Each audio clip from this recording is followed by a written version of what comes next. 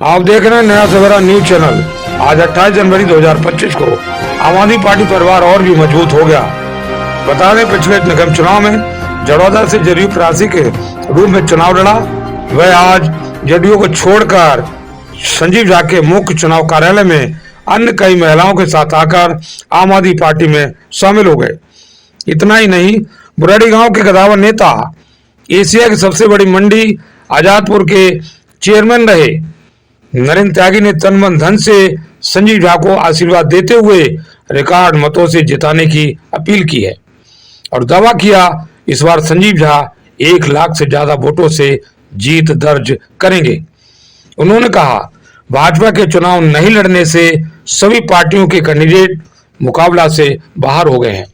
बुराड़ी दिल्ली में रिपोर्ट हरीश तोमर, नया सवेरा news channel. धन्यवाद।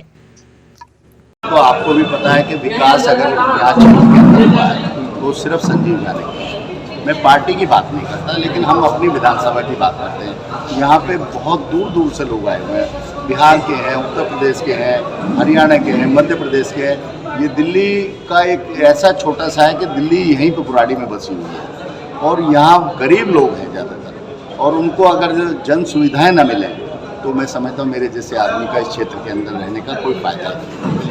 इसीलिए मैं सिर्फ और सिर्फ ये चाहता हूँ कि संजीव झा इस बार भी 88,000 पहले जीते, इस बार 1 लाख से।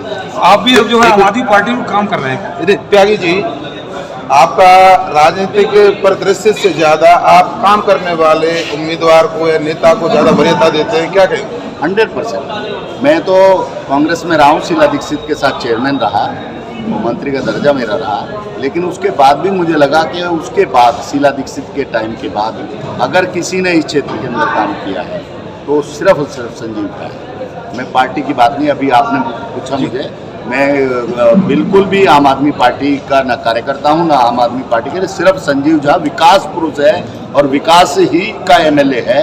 तो इसलिए, और गरीब लोग यहाँ रहते हैं, मैं गरीब आदमियों का बहुत बड़ा हमदर्द हूँ। अगर मेरी गर्दन भी गरीब आदमी के लिए चली जाए तो मैं उसको में भी चू नहीं करूँ। त्यागी जी, बड़ा एक अहम सवाल उठ गया जब आपने शीला दीक्षित सरकार को छेड़ दिया है, तो आपके लिए एक सवाल है कि कल उन्होंने एक पीसी किया और पीसी में साफ साफ उन्होंने कम्युनिज्म की बात कर दी कि 35,000 वोट मुस्लिम वोट है जो कांग्रेस पार्टी को सपोर्ट कर रही है। क्या ये कम्युनिज्म पे वोट बैंक की राजनीति की जाएगी या फिर क्षेत्र में विकास की राजनीति? देखिए, वो तो कांग्रेस ही बताएंगे, उन्होंने जिन्होंने छेड़ा है, मुझे नहीं पता है।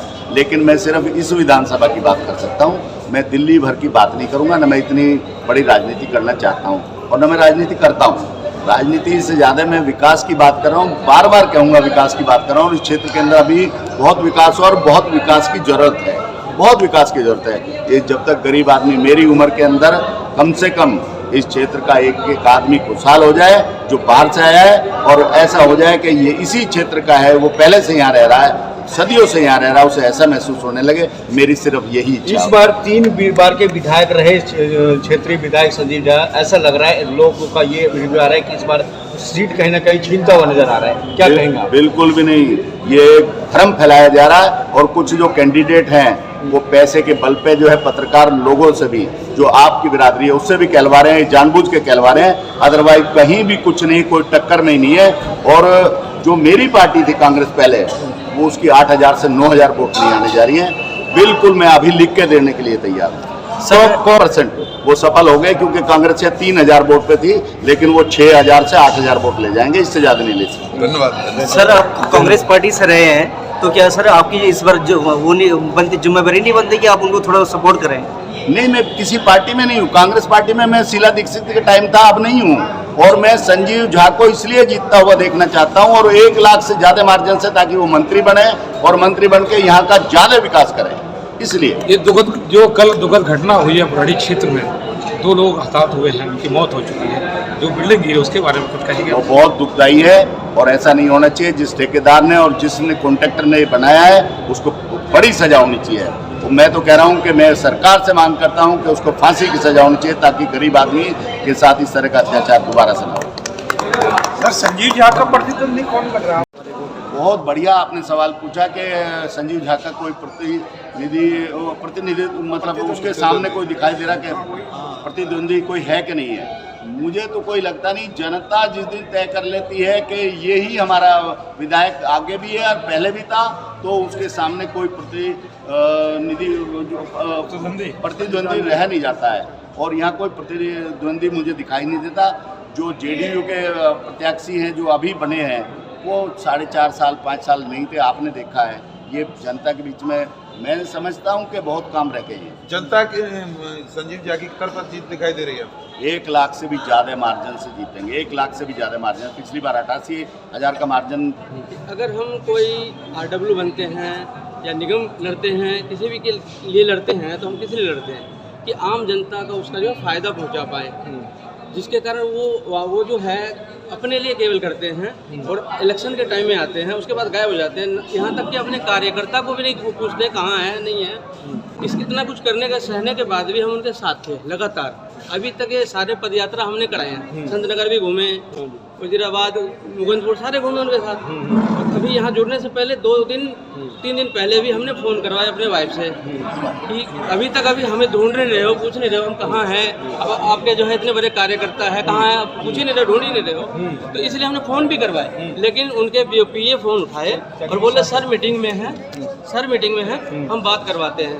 और उन्होंने मैसेज भी दी कि जो है ज़रूरी बात करना है। जैसा कि मैं आपके साथ जब तीर में घूम रहा था, जब कर रहा था आपकी जब पद यात्रा चल रहा था, तो हमने कई वीडियो में ये देखा जब आप लोग जा रहे थे तो जो महिलाएं थी वो घरें बंद कर लिया करती थी, दरवाजे बंद कर लिया करती थी। तो जब आप कह रहे थे कि भाई तीर है, तीर ही कमल है, कमल ही तीर है, और लोग दरवाजे बंद कर लिया करते थे, तो उसमें क्या ऐसा बड़ा कारण रहा जो आज मतलब आज झाड़ू पे ही जो है आना पड़ा आपको पूरा प्रदेश? झाड़ू जो है यहाँ पे सबका सम्मान है और विकास भी है। जो सच्चाई है हम उधर रहते हुए जो देखे हैं, जो यहाँ ग्राउंड लेवल पे हम देख रहे थे और यहाँ पे रहने वाले हम यहाँ के नागरिक हैं, तो जो देखा मैंने उसको प्रेरणा के स्रोत लेकर के मैं आज आम आदमी का जो है दामन थामा है कि यहाँ पे सबका सम्मान है और विकास। उनका नारा है केवल उन लोगों का, एनडीए का जितने भी है, जदयू है, एनडीए है, उनका केवल नारा है सबका विकास सबका विश्वास। यहाँ पे विकास भी है, विश्वास भी है। ये सब देखते हुए इनका दामन था। शहद भाई, आपका जेडीयू में राजनीतिक सफर काफी लंबा रहा है। आपने बुराड़ी विधानसभा में ग्राउंड में काफी वर्क किया है, लेकिन शैलेंद्र जी पर आरोप लगते हैं कि वो 5 साल में बुराड़ी में घूमते हैं, बुराड़ी के लोगों की समस्याएं सुनने आते हैं, 5 साल गायब रहते हैं। इसका खामियाजा क्या आप लोगों को भुगतना पड़ा है? बिल्कुल पड़ा है। इसी सबको तो है हमने जो है देखते हुए साइड हुआ, क्योंकि हम इलेक्शन लड़े, कई काम हमारे को पड़ता है। लोग जो हमें वोट दिया, अभी निगम का हमने चुनाव भी लड़ा था, तो कई लोग वोट दिया तो काम पड़ता तो कहाँ जाएगा? जो हमें वोट दिया हमारे पास आएगा।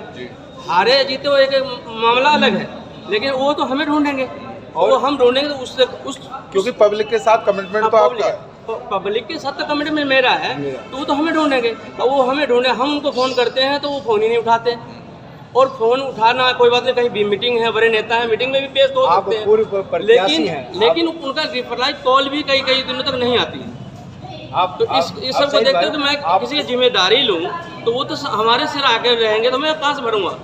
कोई परेशानी हो जनता का, वो हमारे को पूछेंगे भाई वोट हमने आपको दिया, हमारे गली नहीं बन रही है, नाला नहीं बन रहा, यहाँ लाइट है, यहाँ एक्सीडेंट, जैसे अभी यहाँ पे हो गया दुख भरी कहानी, 4 मंजिला मकान जो है गिर गया, 2 लोग उसमें पता लगा कि खत्म भी हो गए। तो ऐसे जगह पे वो खड़े भी नहीं होते। धीरे धीरे जेडीयू क्या परिवार बिखरता जा रहा है, क्या कहेंगे? ऐसे बिखरेंगे फिर तो क्या करें? जब पब्लिक के काम ही नहीं आएंगे तो पब्लिक तो उनको थोड़ी देख रहे हैं कि उनके पास पैसे हैं या वो रुतबा है क्या है, उससे कोई मतलब नहीं है पब्लिक को। शैलेंद्र जी को इस समय डमी कैंडिडेट बताया जा रहा है, क्या कहेंगे? वो बस यही है, डमी कैंडिडेट ही है वो सच्चाई यही है। चलिए बताइए कि अभी आपके साथ और कितने लोग झाड़ू में आने वाले हैं, और कितने लोग झाड़ू में? तो अब जो है बाहर आने वाला है, सफाई होगी बिल्कुल, सफाई होगी बिल्कुल। हाँ, उधर तो बहुत सारे लोग और आ जाएंगे, बुराड़ी में मैं हो जाएगा। जी बिल्कुल। धन्यवाद सर। नमस्कार आप लोगों को भी।